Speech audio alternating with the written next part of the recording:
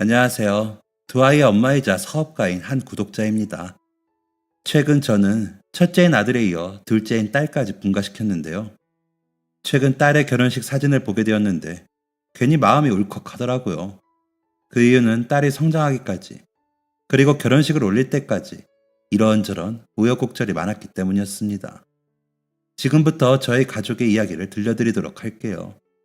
저는 아주 부유한 집안에서 자랐지만 처음부터 잘 살았던 것은 아니었어요. 남들과 다를 것 없이 살다가 학교에 들어가게 되었을 즈음 저희 집은 벼락부자가 되었습니다. 아버지와 할아버지의 사업 수완이 남달랐기 때문에 저희 집은 벼락부자에서 그치지 않고, 아니, 지역에서 알아주는 부자가 되었죠. 그 덕에 제 유년 시절은 굉장히 유복했고 갖고 싶은 것 가리지 않고 모두 누릴 수 있었습니다. 게다가 저는 아들 셋만 있던 집안의 귀한 늦둥이 딸로 태어나 온갖 예쁨은 다 받고 자랐습니다. 그 애정은 제가 성인이 된 이후에도 이어져 집안 어른들은 외국에서 공부하고 싶다는 저의 요구를 적극적으로 들어주셨어요. 외국에 나가는 것조차 힘들었던 그 옛날의 말이죠. 결국 부잣집 늦둥이 막내딸이었던 저는 미국에서 대학을 다니며 경영학을 공부했고, 같은 유학생 신분이었던 남편을 만나 미국에서 결혼식을 올리고 그곳에서 첫 아이를 낳았습니다.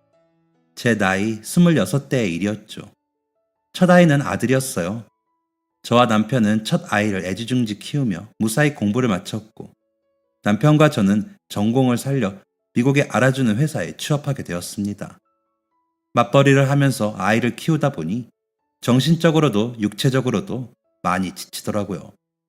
하지만 아이가 주는 행복감과 사회생활에서 비롯되는 자아실현, 그 무엇도 포기할 순 없었습니다. 그래서 저희 부부는 한국으로 돌아왔어요. 오랫동안 자식들을 보지 못한 부모님들의 바람이기도 했죠. 물론 한국에 돌아가면 미국에서보다 더 편하게 일을 하며 아이를 돌볼 수 있다는 이유도 존재했습니다. 한국에 돌아와서는 모든 게 만사형통이었어요. 남편은 외국계 회사에 취업해서 매해마다 승진에 승진을 거듭했고, 제가 시작한 사업은 많은 주목을 받으며 성장하기 시작했죠. 아이도 건강하게 저희 부부와 부모님들의 사랑을 듬뿍 받으며 잘 자랐습니다. 그런데 어느 날부터 아이가 동생 이야기를 하더라고요. 엄마, 왜 나는 동생이 없어? 내 친구들은 다 동생이 있어. 동생 한 명만 낳아주면 안 돼? 그렇게만 하면 내가 진짜 잘 돌봐줄게. 큰 아이의 바람은 그리 어려운 건 아니었습니다. 아이의 이야기를 들었을 때 저와 남편은 한국에서 이미 자리를 잡은 상태였거든요. 게다가 복작복작한 집안에서 자란 저희 부부는 형제 없이 혼자 자라는 큰아이에게 미안함을 느끼고 있기도 했습니다. 저와 남편은 둘째 아이를 갖기로 결정하고 아이를 갖기 위해 무던히 노력했어요. 그런데 이상하게 아이가 잘 들어서지 않더군요. 그렇게 1년이 지나고 또 1년이 지났을 때 저와 남편은 슬슬 초조해지는 감정을 경험했습니다. 병원에 가서 진찰도 받아봤는데 저와 남편에게 별다른 이상이 있던 건 아니었어요. 하지만 저와 남편은 포기하지 않았고 첫 아이를 낳은 지 무려 12년 만에 둘째 아이를 품에 안게 되었습니다. 제 나이 38대의 일이었죠. 초산 연령이 많이 높아진 지금도 38살은 노산이라고 분류한다는데, 제가 둘째 아이를 낳을 때는 더욱 그랬습니다. 병원에 입원한 환자 중 가장 고령인 사람이 바로 저였습니다. 아이를 갖는 게 어려웠으니 아이를 낳을 때는 보다 수월할 거다라는 바람과 다르게 둘째 아이를 낳던 그날은 위기의 연속이었습니다. 잠깐의 고비가 찾아오면 또다시 고비가 찾아오고, 겨우 그 고비를 넘기면 또다시 다른 고비가 찾아왔죠. 산모와 아이 모두 위험한 상황이 계속해서 반복되었습니다. 병원에서는 아이가 무사히 태어난 것만으로도 기적이라고 말할 정도였어요.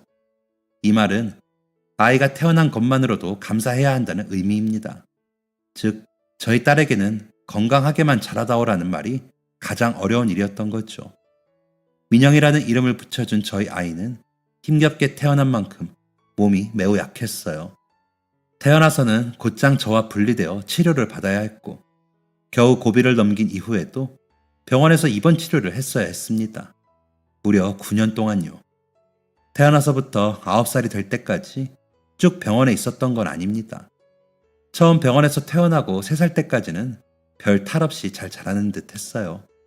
잔병 치레가 조금 있었고 가끔 병원에 가서 정밀 진찰을 받는 정도였죠. 그런데 묘하게 민영이의 성장이 느리더라고요. 또래에 비해 키도 작고 몸무게도 너무 안 나가고 잘 먹지도 못하고 힘들게 태어났으니 몸이 허약한 것도 당연하다는 생각에 아이에게 좋다는 음식은 어떻게든 구해서 먹였던 것 같아요. 그렇게 노력을 하면 민영이의 몸은 좋아지는 듯 했지만 순식간에 안 좋아지기도 했어요. 몸 상태가 좋았다 안 좋았다를 반복했던 것이죠. 그런데 36개월이 채 안 됐을 때 잘 놀고 있던 민영이가 갑작스럽게 발작을 일으키며 쓰러졌다는 연락을 받았습니다. 아이를 돌봐주시는 분의 연락을 받고 병원에 가보니 민영이는 자가 호흡조차 힘들어하고 있었습니다. 온몸에 기계장치를 붙이고 힘겹게 호흡하는 민영이의 상태를 진찰한 의사는 민영이가 태어났을 때와 똑같은 이야기를 했어요. 아이의 상태는 언제 숨이 끊어져도 이상하지 않은 상황입니다. 의사의 말은 충분히 절망적이었지만 그렇다고 울고만 있을 수는 없는 노릇이었습니다. 저와 남편은 언제 죽어도 이상하지 않은 갓 태어난 딸이 태어나는 모습을 직접 본 사람들이었어요. 저희 부부는 그날 이후로 여러 병원을 다니고 외국의 유명 의사들을 찾아갔습니다. 저희 부부의 노력이 하늘에 닿은 것인지 민영이의 상태는 많이 호전되었어요. 의사의 허락하에 2년간의 입원 생활을 마치고 일상으로 돌아갈 정도가 되었죠. 그런데 태어난 지 2달도 되지 않아 민영이는 또다시 심한 발작을 일으키며 쓰러지고 말았습니다. 아이가 쓰러지는 모습을 목격한 후에 제가 어떤 행동을 했는지는 잘 기억이 나지 않아요. 어찌저찌 아이를 데리고 병원으로 향했고 남편이 오고서야 진정이 되었다고 합니다. 또다시 병원에 누워있는 민영이를 봤을 때 제 머릿속에는 분명히 괜찮아졌다고 했는데 2달 만에 갑자기 악화된다고? 라는 생각이 떠나지 않았어요. 그리고 온몸에는 두려움이 흐르기 시작했죠. 정말 민영이가 죽는 건가? 내가 민영이를 더 힘들게 하고 있는 건 아닐까? 왜 갑자기 쓰러진 거지? 대체 뭐가 문제야? 라는 생각이 제 온몸을 지배하고 있는 듯 했습니다. 내 아이가 거품을 물고 뒤집어지는 모습, 그리고 병원 침대에 누워 비명을 지르며 고통에 몸부리치는 모습을 지켜보는 건 너무나 고통스러운 일이었습니다. 민영이의 2번째 발작 이후 제가 할 수 있는 거라곤 차라리 저 침대에 누워있는 게 나였다면 이라는 생각에 눈물을 흘리는 것뿐이었습니다. 상황이 이렇다 보니 민영이의 상태가 많이 좋아졌다는 의사의 말에도 퇴원을 못 시키겠더라고요. 지난번에도 그렇게 퇴원시켰다가 얼마 안 돼서 바로 발작을 했어. 이번에도 그러면 어떻게 해? 민영이한테 병원이 가장 안전한 곳이야 라는 생각을 했던 것이죠. 그렇게 민영이는 9살이 될 때까지 병원 신세를 져야 했습니다. 혼자 1인실을 쓰는 아이가 안타까워 4인 병동으로 옮겼는데 그곳에 있는 아이들이 하나둘씩 떠나는 게 반복되다 보니 민영이는 엄마, 내 친구들은 다 병원 밖으로 나갔는데 나는 언제 나갈 수 있어? 라고 묻기 시작했어요. 저는 그런 민영이에게 너가 건강해지면 밖으로 나갈 수 있어. 그러니까 이 약 얼른 먹자. 라는 말밖에 할 수 없었죠. 민영이는 몇 년 동안 반복된 희망 고문에 지쳐갔고 우울함을 호소하기 시작했습니다. 됐어. 안 먹어. 이 약 먹어도 안 건강해지잖아. 약 먹고 건강해지면 병원 밖으로 갈 수 있다며. 나도 오빠랑 같이 학교 다니면서 친구들이랑 놀고 싶다고. 왜 나는 맨날 병원에만 있어야 하는데? 이날 이후 민영이는 1인실 병동을 옮겼습니다. 민영이의 친구는 책과 소아과 병동 간호사, 그리고 첫째 아이 민철이뿐이었어요. 민철이는 좋은 오빠였습니다. 학교에서 무슨 일이 있었는지, 친구들과는 어떻게 지내고 있는지를 모두 민영이에게 말해주었고 귀찮을 법한데도 민영이의 질문을 한 번도 대충 넘긴 적이 없었어요. 민영이가 6살 때 민철이는 이미 18살이었는데도 불구하고 말이죠. 민철이는 어린 동생에게 마냥 상냥한 오빠였습니다. 아빠는 사업으로, 엄마는 동생의 간병으로 바빠 자신에게 신경을 많이 못 써주는 상황에서 단 한 번도 미운 소리 한 적 없는 예쁜 아들이기도 했죠. 그날은 군 휴학을 마친 민철이가 민영이에게 오빠 이제 당분간 민영이랑 하루 종일 있을 수 있어 라고 말한 날이었어요. 민영이는 뛸 듯이 기뻐하며 오빠를 반겼죠. 민철이는 그동안 민영이 간호하느라 엄마 시간도 없었을 텐데 아빠랑 근사한 데서 식사라도 하고 오세요. 오늘 밤은 제가 민영이랑 잘게요 라고 말하며 저와 남편의 오붓한 시간을 마련해 주었습니다. 정말 오랜만에 남편과 데이트한 거였어요. 전망 좋은 식당에서 좋은 음식을 먹으며 그동안 미처 하지 못했던 여러 가지 이야기를 나누고 있었죠. 그렇게 꿈 같은 시간을 보내고 있을 때 민철이에게 연락이 왔습니다. 민철이의 목소리는 매우 심하게 떨리고 있었고 저는 직감했습니다. 민영이에게 무슨 일이 일어났구나 하고요. 병원에 도착한 저는 그 자리에서 쓰러질 뻔했습니다. 민영이의 주변은 이미 병원 관계자들로 둘러싸여 있었고 의사는 땀을 뚝뚝 흘리며 의식을 잃은 민영이에게 심폐소생술을 시행하고 있었어요. 남편은 저를 의자에 앉혀둔 채 어떻게 된 상황인지를 알아보러 자리를 비웠고 민철이는 곧장 제 곁으로 와 저를 꼭 안아주었습니다. 민철이의 몸이 떨렸던 것으로 보아 민철이도 많이 놀랬던 거겠죠. 그때 저는 참을 수 없는 무기력함을 느꼈습니다. 민영이의 간호를 위해 회사를 전문 경영인에게 맡겼을 때도 이런 감정은 느끼지 못했는데 말이죠. 민영이는 기적적으로 또 살아주었습니다. 심폐소생술을 시행하던 의사는 땀을 닦아내며 갑작스러운 심정지가 왔고 정밀 검사를 진행해야 한다는 말을 전했습니다. 이렇게 갑자기 상태가 악화되는 경우는 별로 없었기 때문에 최대한 빨리 검사를 진행하자고 하더군요. 검사 결과 민영이는 장기 이식이 필요한 상황이었습니다. 그것도 최대한 빠른 시간 내에요. 지금까지 왜 병의 이유를 몰랐나 싶을 정도로 너무나 확실합니다. 민영이는 이식만 받으면 살 수 있어요. 하지만 애초에 민영이의 몸이 너무 약해서 수술을 잘 버텨줄지도 불분명하고 민영이같이 어린아이에게 이식을 해줄 수 있는 공여자가 갑자기 나타나리라는 건 사실상 기적에 가깝습니다. 이식만 받으면 살 수 있다는 희망적인 말 뒤에 붙여진 내용은 너무나 암울했습니다. 작은 희망마저 갖지 못하게 하는 현실적인 의사의 말은 제게 아이를 포기하세요 라는 말로 들렸어요. 저는 민영이가 태어난 후 처음으로 엉엉 소리를 내며 오열을 했습니다. 머리를 쥐어뜯고 땅을 치고 내 몸을 긁고 옷을 찢을 듯 잡아당겼죠. 아이를 지키지 못한 엄마가 할 수 있는 거라곤 고작 내 머리를 쥐어뜯는 게 전부였습니다. 자식은 사경을 헤매고 있는데 말이죠. 미친 사람처럼 우는 저를 보고 남편과 민철이가 달려왔지만 저를 쉽게 진정시키지는 못했다고 합니다. 저는 그렇게 한참을 울다가 쓰러지듯 잠이 들었습니다. 아니, 실제로 쓰러진 게 맞았습니다. 눈을 뜨니 팔에는 링거가 꽂혀 있었고 남편은 제가 탈수로 쓰러졌다고 했어요. 스트레스가 극에 달했으니 안정이 필요할 거라고 말했죠. 하지만 저에겐 그 말이 들리지 않았습니다. 저는 곧장 민영이가 입원해 있는 중환자실로 찾아갔어요. 한참 그 앞에 앉아서 눈물을 흘리며 누구라도 좋으니 제발 도와달라는 말을 되뇌었습니다. 그렇게 4일 정도가 지났을 때였을까요? 민영이의 주치의가 저를 급하게 찾았습니다. 어머니, 민영이 살 수 있습니다. 공여자가 나타났어요. 안개가 뿌옇게 껴있던 머리가 순식간에 맑아지는 느낌이었습니다. 어떻게 그렇게 적절한 시기에 적합성이 딱 맞는 공여자가 나타났는지. 수술 후 민영이의 별명은 기적의 아이가 되었습니다. 민영이는 이식을 받은 후 차츰 건강을 되찾았어요. 몇 차례 죽음의 고비를 넘긴 아이일 거라는 생각조차 들지 않았습니다. 민영이가 건강을 되찾고 있을 때 저와 남편은 민영이에게 이식을 해준 공여자를 찾으려고 했어요. 하지만 병원 측에서는 공여자가 자신을 밝히지 않길 원한다며 알려주지 않더군요. 저희가 알게 된 것은 민영이 또래의 여자아이가 하늘나라로 가기 전 민영이를 포함한 많은 사람의 목숨을 살렸다는 것이었어요. 이 경험 이후 장기 기증에 대한 저와 남편의 인식은 크게 달라졌고 사망 시 장기를 이식하겠다는 다짐을 하게 되었습니다. 그 때문에 저와 남편의 신분증에는 장기 기증 서약의 표시가 붙어 있죠.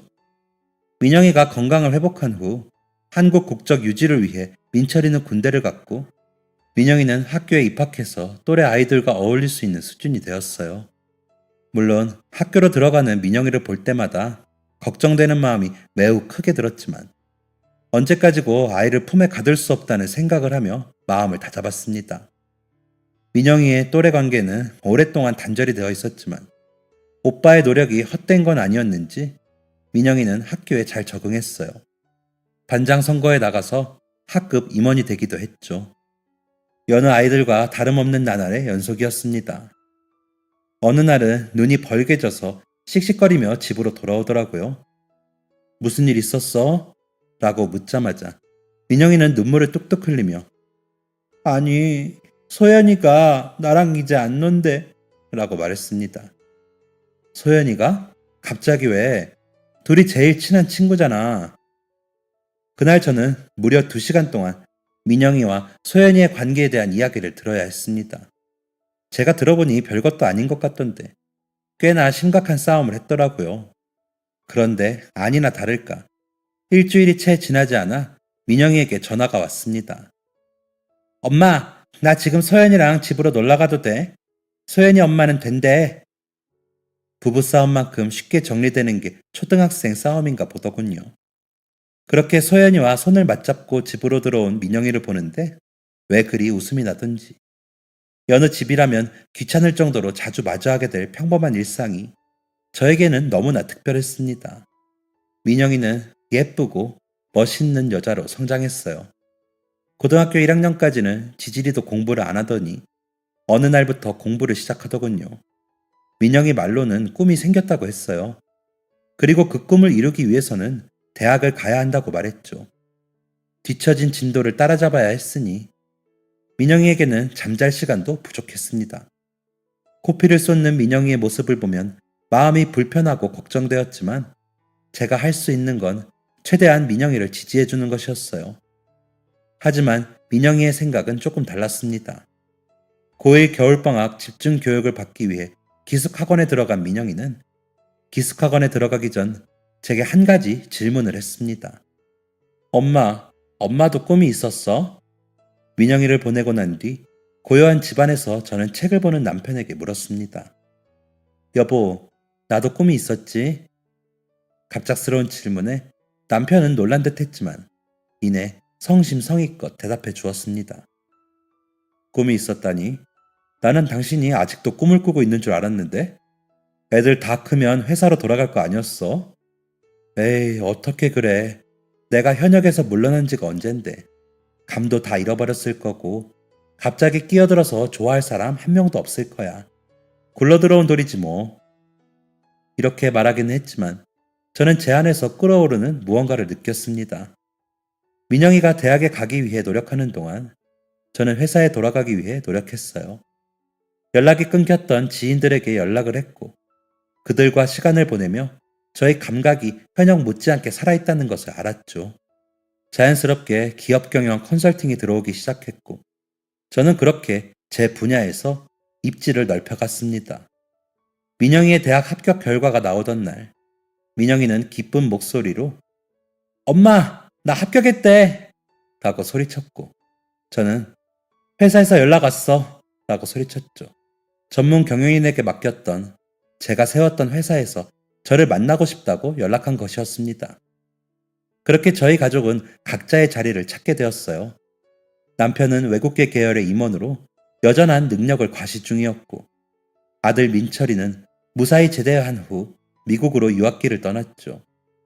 민영이는 장학금을 쓸어 담으면서 학생 회장까지 맡을 정도로 바쁘고 알찬 인생을 살았어요. 저는 몇 년의 노력 끝에 경영인으로 또다시 이름을 알리게 되었죠. 그렇게 열심히 살다 보니 평생 어린아이로 남아있을 것 같던 아이들이 각자 자신의 길을 찾아 떠나더라고요. 연애도 하고 이별도 하고 이런저런 삶의 역경을 겪더니 각자 짝을 데려와 부부의 연을 맺고자 했습니다. 그렇게 아들은 몇 년 전 오랫동안 연애한 여자친구와 결혼을 했고 벌써 한 아이의 아버지가 되었네요. 손주가 생긴 기쁨에 매일을 활기 넘치게 보내던 중 민영이가 갑작스럽게 결혼을 선언했습니다. 엄마, 나 결혼할래. 저와 남편은 민영이가 연애 중이라는 사실조차 몰랐었기 때문에 당황스러움을 감추지 못했습니다. 알고 보니 민영이에게는 1년이 넘게 사귄 남자친구가 있더군요. 아니, 왜 남자친구가 있으면서 엄마한테 말을 안 했어? 확신이 생기면 이야기하려고 그랬지. 1년 넘게 만나는데 이 사람 아니면 안 되겠다는 확신이 들었어. 아마 엄마 아빠도 보면 마음에 들어 할 거야. 민영의 말은 사실이었습니다. 나름 산전수전 다 겪으며 다양한 사람들을 만났고 회사 생활을 하며 요즘 친구들도 많이 만나봤는데 민영이의 남자친구는 제가 지금까지 봐왔던 사람들과는 차원이 달랐습니다. 진중하고 예의 바른 성격에 확실한 미래 계획과 그만한 능력까지. 무엇보다 민영이를 사랑하는 마음이 무척 깊어 보이더군요. 민영이의 남자친구를 처음 만난 날, 저와 남편은 민영이의 결혼을 적극 지지하게 되었습니다. 민영이와 남자친구는 결혼을 서두르고 싶어 했어요. 다행히 사돈들 집에서도 결혼을 적극적으로 찬성하셔서 두 사람의 결혼은 착착 진행되어 갔죠. 아휴, 엄마. 무슨 결혼하는데 절차가 이렇게 복잡해? 준비할 거는 또 왜 이렇게 많고. 그냥 웨딩드레스 입고 식장 들어가서 예식하고 사진 찍고 끝내는 게 아니었어? 결혼이 간단하면 그게 결혼이니? 그래도 요즘엔 웨딩 플래너가 있어서 훨씬 쉬운 거야, 얘. 나 진짜 결혼식만 끝나면 3일 동안 잠만 잘 거야. 퍽이나 그럴 수 있겠다. 손님들한테 전화 돌리기 바쁠걸. 아, 엄마는 우울한 소리 하지 마. 그래서 지금 아빠랑 오는 중이야. 그럼 우리 예쁜 딸 웨딩드레스 입는 거 본다고 아빠 지금 떨려서 죽으려고 한다 얘. 알겠어. 조심히 와. 나 이제 곧 피팅하러 들어가. 응, 우리도 이제 곧 도착해. 좀 이따 보자. 사랑해. 남편은 웨딩드레스 고르는 걸 도와달라는 민영의 이야기를 들은 후 웨딩드레스 피팅 날만을 손꼽아 기다렸어요. 말은 안 해도 나름의 로망이 있었나 봅니다. 얼른 오라는 민영이와의 통화를 마친 후 남편을 보니 입꼬리가 귓가에 걸려있는 듯 하더군요. 으이구, 그렇게 좋아? 아이, 그럼 우리 민영이가 좀 예뻐. 내가 제일 비싸고 제일 예쁜 드레스로 골라줄 거야. 에휴, 주책이야. 민영이 친구들도 온다니까 고르는 건 친구들한테 맡겨요. 요즘 애들 안목이 우리보다는 낫지. 저와 남편은 그렇게 도란도란 이야기를 나누며 드레스샵에 도착했습니다. 여기 주차가 조금 복잡하네. 민영이가 기다리겠다. 당신 먼저 들어가. 나는 주차 좀 하고 들어갈게. 저는 드레스샵에서 조금 떨어진 곳에 내렸고 남편은 주차를 하기 위해 차를 돌렸습니다. 그렇게 횡단보도를 건너 드레스샵 문을 열기 위해 문고리를 잡은 순간 쿵! 제 뒤로 엄청난 굉음이 들렸어요. 깜짝 놀라 고개를 돌려 뒤를 돌아보는데 익숙한 차에서 연기가 피어오르는 것이 보였습니다. 설마? 하는 생각으로 후들거리는 다리를 이끌고 사고가 난 차량 가까이로 향했는데 사고가 난 차량은 다름이 아닌 남편의 차였어요. 여보! 저는 남편을 부르며 차를 향해 달려가려 했지만 주변 사람들에 의해 제지당했습니다. 차가 폭발할 수도 있어요. 119에 신고했으니 조금만 진정하세요. 남편의 차는 형체를 알아볼 수 없을 정도로 찌그러져 있었으며 사고가 난 남편의 차 옆에는 커다란 덤프트럭이 짙은 자국을 남긴 채 멈춰 있었습니다. 발을 동동거리며 어쩔 줄 몰라 하는데 차에서 붉은 무언가가 흘러나오는 것이 보였어요. 그것을 보니 도저히 가만히 있을 수는 없겠더군요. 여보! 남편을 부르며 차로 달려가 문짝을 뜯을 듯 힘을 주는데 아빠! 라는 소리가 들리며 웨딩드레스를 입은 채 뛰어나오는 딸아이의 모습이 보였습니다. 함께 나온 사위의 도움을 받아 문을 열었는데 내부는 참혹하다 못해 끔찍할 지경이었어요.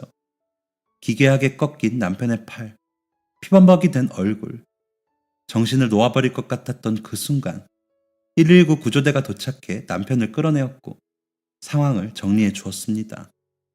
남편은 긴급 후송되어 응급수술을 받았고 수술을 마치고 나온 의사는 절망적인 이야기를 꺼내 놓았습니다. 최선을 다했지만 내 손상이 너무 심각합니다. 화창하기만 했던 하늘이 노래졌던 그 순간 저의 남편은 그렇게 뇌사자가 되었습니다. 딸은 다 찢어진 웨딩드레스를 입고 제 곁에서 하염없이 눈물을 흘리며 후회했어요. 내가 괜히 아빠를 불러서 그래. 내가 아니었으면 아빠가 이렇게 다칠 일은 없었을 거야. 엄마, 내가 왜 그랬지? 내가 왜 그랬을까? 내가 아빠를 저렇게 만든 거야. 내가 그런 거야. 저는 이 일이 민영이 때문에 일어난 일이라고 생각하진 않았지만 민영에게 아무 말도 해줄 수 없었습니다. 그저 아이를 품에 안고 다독일 뿐이었죠. 민영이의 결혼식이 기약 없이 미뤄지고 의식이 없는 남편을 하염없이 기다리던 중 민철이가 조심스럽게 이런 이야기를 꺼내더군요. 엄마, 우리 아빠 깨어날 수 있는 걸까? 글쎄, 엄마, 응? 아빠 장기 기증 서약한 건 기억하고 있지? 왜 그걸 순간 잊어버렸는지. 기쁜 마음으로 다짐한 장기 기증 서약은 선택의 기로에서 혼란을 가져다 주었고 저는 혼란스러워지기 시작했습니다. 엄마, 기적이라는 게 과연 그렇게 쉽게 찾아오는 걸까? 민영이, 그래 맞아. 민영이가 저렇게 건강하게 큰 거, 그게 바로 기적의 증거지. 그런데 엄마, 아빠가 장기 기증을 서약한 날 나한테 이런 말을 했어. 내가 왜 장기 기증을 해야 하냐고 물어봤거든. 아빠가? 내가 질문한 그날 밤 아빠가 편지를 써서 내 책상에 올려놨었는데 그 편지가 이거야. 민철이가 저에게 건넨 빛바랜 편지에는 이런 내용이 적혀 있었습니다. 민철아, 민영이에게 찾아온 기적은 누군가의 다짐과 희생으로 만들어진 거란다. 그 안에 얼마나 많은 고민과 슬픔이 있을지 아빠는 다 알지 못해. 그래서 조금이나마 그 고민과 슬픔에 동참하려고 장기 기증 서약을 한 거야. 만약 아빠에게 기회가 생긴다면 아빠는 또 다른 누군가에게 기적을 선물할 거야. 그리고 만약 그때가 예고 없이 찾아온다면 부디 엄마의 고민과 슬픔을 덜어주고 아빠가 서약을 실천할 수 있도록 굳게 다짐해 주렴.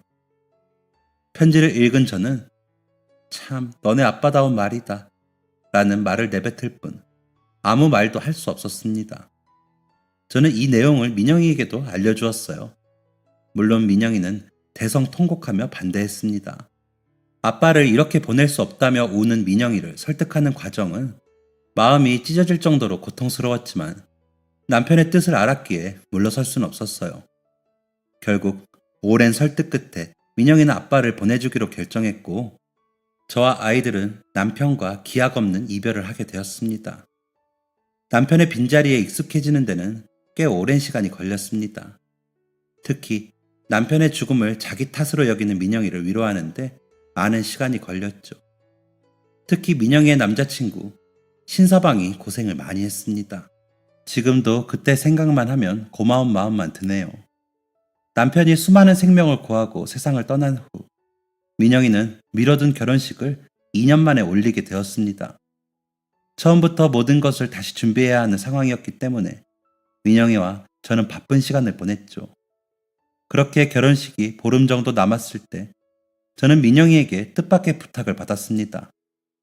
누군가를 만나러 가야 하는데 꼭 함께 가달라는 요구였어요. 누구를 만나러 가는데 엄마까지 가야 해? 하객으로 오실 분을 만나러 가는 거니? 엄마까지 가야 할 정도로 중요한 분이야? 누구보다 활발한 성격의 민영이는 긴장한 듯 제 손을 매만지며 가보면 안다는 말만 반복했습니다. 예약을 해둔 레스토랑에 도착하니 손님이 먼저 와 계시더군요. 저는 생전 처음 뵙는 분이었습니다. 멀리 보이는 손님을 향해 걸어가며 너가 아는 분이라고? 어떻게 아는 분인데 그래? 라고 민영이에게 작은 목소리로 물었지만 민영이는 제 말에 대답하지 않았습니다.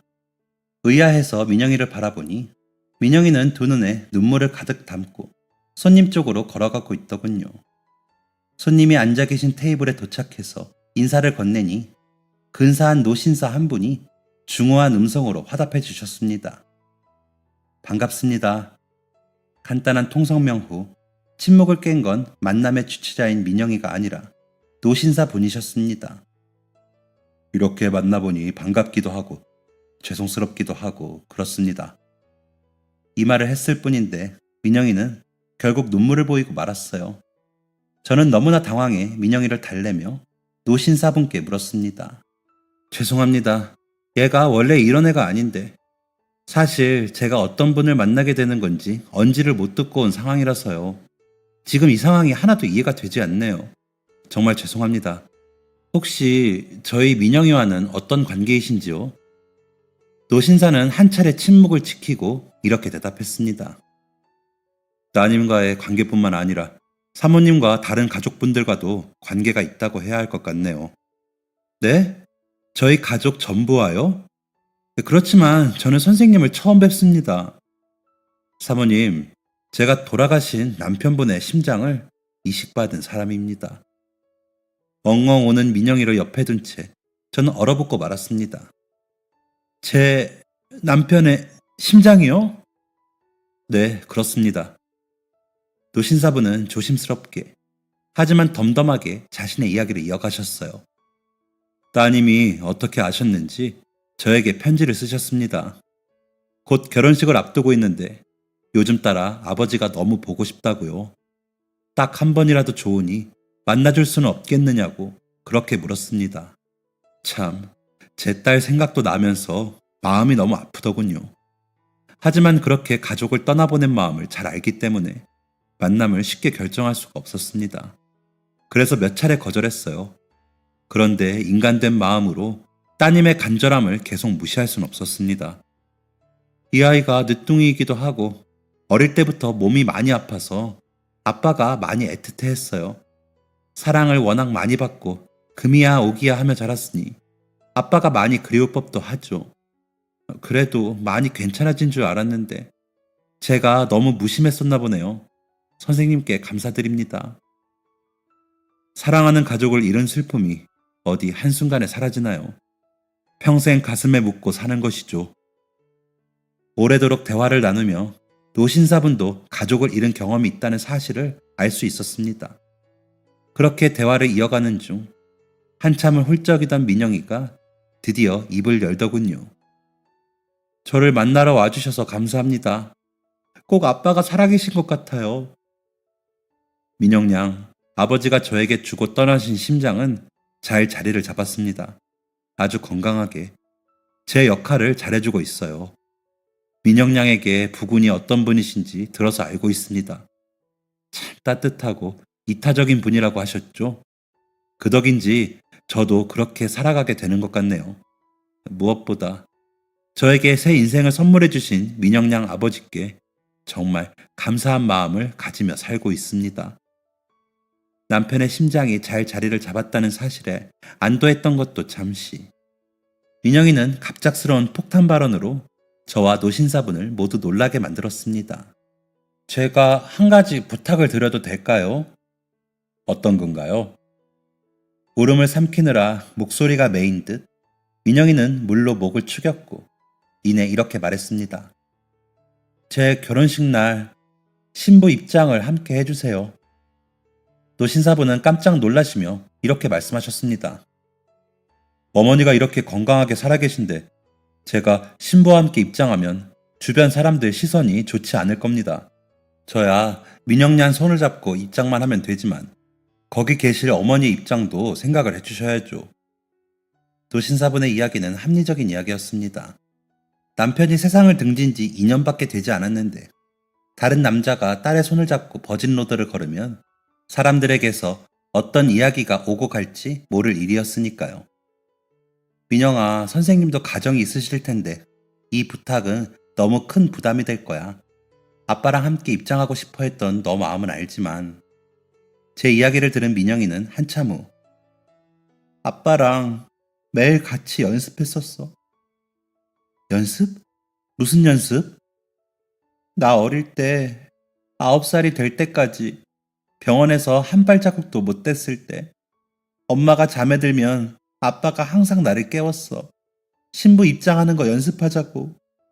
불 꺼진 병원 복도에서 내 손을 잡고 천천히 발 맞춰서 걷는 단순한 연습이었지만 아빠는 항상 진지했어. 나는 아직 어린데 왜 이런 연습을 해야 하냐고 투정어린 질문을 하면 아빠는 항상 쓴웃음을 지었어. 그때는 그 웃음의 의미를 알지 못했지만 이제는 알 것 같아. 민영이의 말을 마무리한 건 노신사분이었습니다. 아마 그날이 오지 않을 수도 있으리라 생각하셨나 보군요. 맞아요. 어린 마음에 TV의 결혼식 장면을 보고 나는 저런 옷 입어보지도 못할 거야. 아빠랑 손잡고 걸어보지도 못하겠지. 라고 말한 적이 있었거든요. 아빠는 아마 그 말을 계속 마음에 담아두고 계셨던 것 같아요. 민영의 말을 끝으로 저희 세 사람 사이에는 무거운 침묵이 흘렀습니다. 제 부탁이 무례하다는 거 알아요. 남들이 오해할 수도 있다는 거 알고요. 선생님이 허락하신다면 선생님의 아내분과 가족분들에게도 허락을 구하겠습니다. 만약 그분들이 거절하신다면 더 이상 부탁드리지도 않을 거고요. 아빠의 평생 소원이셨어요. 부디 하늘에 계신 아빠가 그토록 바라던 바를 이룰 수 있도록 도와주세요. 노신사부는 결국 눈물을 흘리셨습니다. 딸 생각이 나네요. 그날 이후 저와 민영이 그리고 민철이는 노신사님의 아내분을 만나 자초지종을 설명했고 의견을 구했습니다. 정말 감사하게도 아내분은 흔쾌히 허락해 주셨어요. 저와 민영이는 아내분이 결혼식 날 참석하셔서 입으실 고운 옷을 한 벌 지어 보내드렸습니다. 이유는 묻지 않았지만 자녀분들은 안 계시더군요. 남편분이 제 딸과 함께 입장하는 걸 허락해 주셔서 정말 감사합니다. 입장하신 후에 혼주석에 앉지는 않으실 거예요. 부인분과 함께 앉으실 수 있는 자리를 마련해 두도록 하겠습니다. 끝까지 조심스러워하는 제게 노신사 아내분은 빙긋이 웃어 보이며 이렇게 말씀해 주셨습니다. 뭘 그렇게 어려워하세요.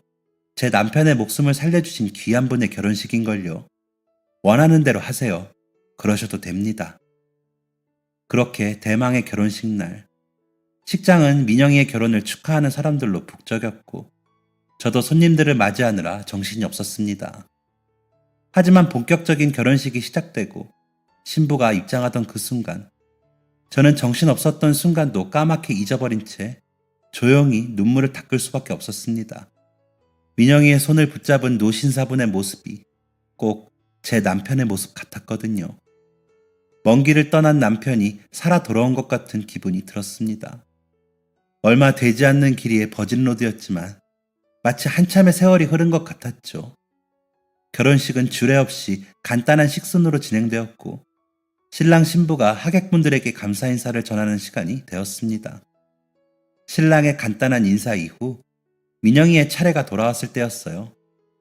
민영이는 덤덤한 목소리로 감사 인사를 전한 후 왜 자신이 아빠가 아닌 다른 어른과 버진 로드를 걸었는지에 대해 그 이유를 설명하기 시작했습니다. 자신의 아버지의 심장을 받고 새로운 인생을 시작한 노신사분이 선뜻 아버지 역할을 자처해 주셨다는 것에 많은 분들이 감동을 받았고 누군가는 눈물을 흘리기도 했어요. 세상에 어쩜 이런 인연이 다 있담? 이라는 말소리가 들리기도 했죠. 하지만 저를 깜짝 놀라게 한 이야기는 따로 있었습니다. 돌아가신 아버지는 한 가지 습관을 가지고 계셨습니다. 퇴근 후에는 민영이를 꼭 안아준다는 습관이었죠. 저는 그런 아버지의 습관이 너무 좋았습니다. 저를 꼭 껴안아 주시는 아버지의 품 안에 기대고 있자면 아버지의 콩콩거리는 심장 소리가 그대로 들렸거든요. 아버지의 심장 소리는 너무 빠르지도 너무 느리지도 않았으며 늘 한결같았습니다. 그래서였을까요? 저는 아버지가 제 곁에 있는 걸 당연하게 생각하고 있었습니다. 저는 찰나의 순간에 아버지를 잃고 나서야 아버지의 소중함을 깨닫게 되었습니다. 오늘 아버지가 아닌 황치룡 선생님과 함께 버진로드를 걸은 이유는 저의 소중한 아버지의 소원을 이뤄드리기 위함입니다. 선생님은 제가 그토록 사랑했던 아버지의 한결같은 심장을 가지고 계신 분이니까요. 민영이는 자꾸만 떨리는 목소리를 진정시키려는 듯 사위의 손을 꼭 붙잡고 말을 이어갔습니다. 저는 아버지의 심장을 받아 새로운 삶을 살게 되었다는 황치룡 선생님의 이야기를 듣고 한 가지 궁금증을 품게 되었습니다. 바로 9살짜리 어린아이였던 저에게 자신의 일부를 내어준 한 어린 기증자에 대한 궁금증이었죠. 하객들의 웅성거리는 소리가 시작되자 민영이는 자신이 어린 시절 이유 모를 병으로 고생하던 끝에 장기 기증을 받게 되었다는 내용을 설명했습니다. 저를 비롯한 수많은 사람의 목숨을 살리고 하늘의 별이 된 공여자는 당시에 저보다 한 살이 어렸던 8살짜리 어린 여자아이였습니다. 그 어린아이와 이별을 결심하기까지 그 가족이 얼마나 많은 고민과 슬픔을 겪었을지 저는 아버지와의 이별을 겪으며 그 슬픔에 조금이나마 공감할 수 있었습니다. 그리고 이내 공여자의 가족들을 찾게 되었죠. 제게 새 인생을 선물해주고 세상을 떠난 8살짜리 어린아이의 가족은 바로 모든 시선이 민영이에게 향했고 처음 듣는 이야기에 저와 민철이도 감각을 곤두세우고 있었습니다. 그 8살짜리 어린아이의 아버지가 바로 여기 계신 황치룡 선생님이십니다. 그 자리에 있던 모든 사람들이 화들짝 놀랐습니다. 제 뒷자리에 앉아 계셨던 황치룡 선생님과 아내분도 마찬가지셨죠. 민영이는 너무 놀라 아무 반응을 하지 못하는 황치룡 선생님께 이렇게 말했습니다. 선생님, 두 분의 어린 따님은 이렇게 세상에 여전히 존재하고 있습니다. 선생님의 아내분은 조용히 눈물을 훔치고 계셨고 선생님은 이내 자리를 정리하고 일어나 민영이 곁으로 향하셨습니다. 여기까지 어려운 이야기를 해주었으니 이제 제가 이야기할 차례겠네요. 선생님의 표정은 과거를 회상하는 듯 하기도 했고 어딘가 슬퍼 보이기도 했습니다. 제 딸은 예기치 않은 사고로 뇌사 상태에 빠졌습니다. 첫 아이였고 늦게 얻은 아이였기 때문에 포기하고 싶지 않았어요. 이제 그만 아이를 보내주자는 아내의 외침도 무시로 일관했었습니다. 더 이상 가망이 없다. 더 이상의 연명치료는 의미 없다는 의사들의 확신 어린 소리도 무시했죠. 그렇게 하루하루 메말라 가고 있던 중 딸아이가 입원하고 있던 중환자실 앞에서 한 여인이 울부짖는 모습을 보았습니다. 침통해하는 의사 앞에서 땅을 치며 눈물을 흘리는 한 여인, 그리고 그 여인을 말리는 남편과 아들. 묻지 않아도 어떤 상황인지 보이더군요.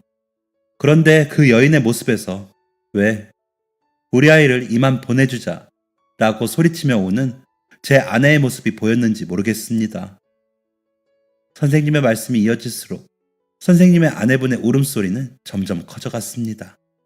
중환자실 앞에서 땅을 치며 오는 그 여인의 모습은 제 머릿속에서 떠나지 않았습니다. 그리고 그런 아내를 바라보는, 어머니를 바라보는 그 가족들의 모습도 제 머리를 가득 메웠어요. 저는 결국 그들이 그토록 사랑하는 이를 위해 저희의 딸을 놓아주기로 결정하게 되었습니다. 이식 수술이 잘 진행되었고 이식받은 아이가 건강을 회복되었다는 소식을 듣고 나서야 저는 제 딸을 마음에 묻을 수 있었습니다. 누군가는 저희 부부를 향해 대단하다 라고 말했지만 저희 부부는 딸을 그렇게 보낸 후 아이를 갖지 않았습니다. 그렇게 떠나보낸 딸에 대한 미안함 때문이었죠. 그런데 그렇게 떠나보낸 딸이 이렇게 세상에 흔적을 남겼다는 걸 알게 되니 조금은 마음이 편해지는 것 같습니다. 이 사실을 알려줘서 고맙습니다. 그리고 건강하게, 그리고 아름답게 자라줘서 참 고맙습니다. 고마워요. 결혼식장 안에는 어느새 은은하게 흘러나오는 음악 소리도 멈춰 있었습니다. 들리는 것은 오직 하객들의 훌쩍이는 울음소리뿐이었죠. 저 또한 눈물을 훔치며 이 기막힌 인연에 대해 생각하게 되었습니다. 오래전 목숨을 잃을 뻔했던 제 딸을 구해준 그 작은 생명이 제 남편의 심장을 이식받은 선생님의 딸이라니 신묘하고 기막힌 인연에 놀라울 따름이었습니다. 손님으로 와주셨던 하객들도 같은 이야기를 했어요. 딸의 목숨을 살려준 아이의 아버지를 아빠가 살리고 떠나다니 참 하늘이 지어준 인연이라고밖에 생각이 안 드네요.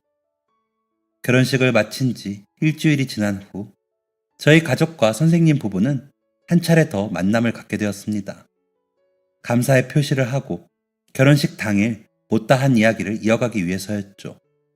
선생님 부부는 정말로 아이를 못 가진 게 아니라 안 가진 것이었다고 합니다. 모든 사람들이 선생님 부부의 선택에 대해 입을 모아 대단하다고 이야기해 주었다고 해서 선생님 부부 마음속에 자리 잡은 죄책감이 가벼워지는 건 아니었기 때문이죠. 그렇게 선생님 부부가 죄책감에 짓눌린 시간을 보내는 동안 두 분의 선택을 통해 저희 가족은 행복한 시간을 보낼 수 있었습니다. 남편은 세상을 떠나던 그 시간까지 건강을 회복한 민영이와 함께 즐거운 나날을 보냈죠. 여기까지 생각이 미치니 선생님 부부를 향한 미안한 그리고 안타까운 마음이 들기 시작했습니다. 이런 마음은 저에게만 해당되는 게 아니었어요. 민영이도 같은 생각을 했나 보더군요. 두 분의 힘들고 외로운 시간을 제가 다 이해할 순 없겠지만 두 분의 귀중한 선택으로 인해서 제가 이렇게 세상에 남아있을 수 있었어요. 두 분만 괜찮으시다면 제가 두 분의 딸처럼 두 분의 곁을 지켜드리고 싶습니다. 민영이는 이 말을 하고 저를 살짝 쳐다보았고 저는 그런 민영이에게 미소로 화답했습니다. 그날 이후 저희 가족과 선생님 부부는 친척보다 가까운 관계를 유지하고 있어요. 명절이 되면 함께 시간을 보내고 좋은 음식이 있으면 나눠 먹기도 하죠. 민영이는 친정엄마가 2명이 된 것 같다며 엄마가 나 속상하게 하면 둘째 엄마한테 가서 다 잃을 거야 라고 농담 섞인 귀여운 협박을 하기도 합니다. 오늘도 선생님 부부를 만나 저녁 식사를 하기로 했는데 어떤 즐거운 이야기가 오고 갈지 벌써부터 기대가 되네요. 기막힌 우연으로 새로운 가족을 얻게 된 저의 사연은 여기까지입니다. 제 사연을 들어주신 모든 분들의 가정에 행복과 건강이 깃들기를 간절히 바라도록 하겠습니다. 감사합니다. 모두 행복하세요. 지금까지 사연 들어주셔서 감사합니다. 사연이 재밌으셨다면 구독과 좋아요를 눌러주세요. 감사합니다. 안녕히 계세요.